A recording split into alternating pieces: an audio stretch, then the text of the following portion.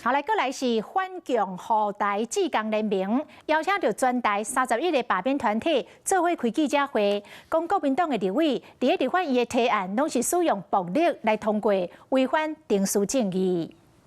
回家投同意。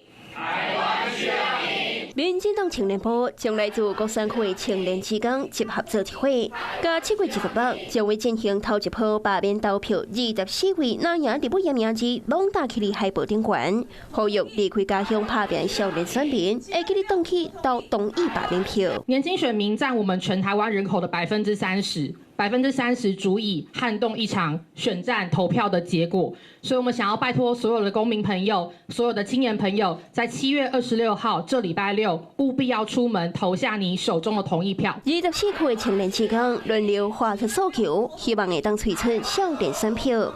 另外一方面，反共护台志工联盟是由联电的创办人做形成，找全国31个罢免团体代表做伙开记者会。有程序正义的时候呢？ 他的这个过程是很严谨的，每个都参与，甚至到最后要逐条审查。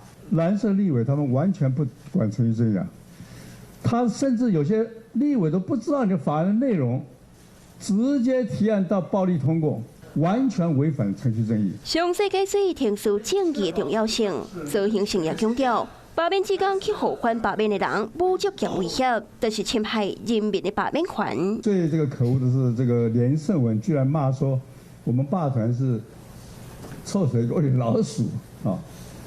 我是老鼠吗？批评那边拢甲因骂甲真歹听，离投票剩无够6天，罢免团体油门吹了，要加强选民罢免的决心。 Hello， 大家好，我是林依文。想要抢先掌握最及时的新闻资讯吗？赶快订阅、按赞、开启小铃铛，锁定华视新闻的 YouTube 频道。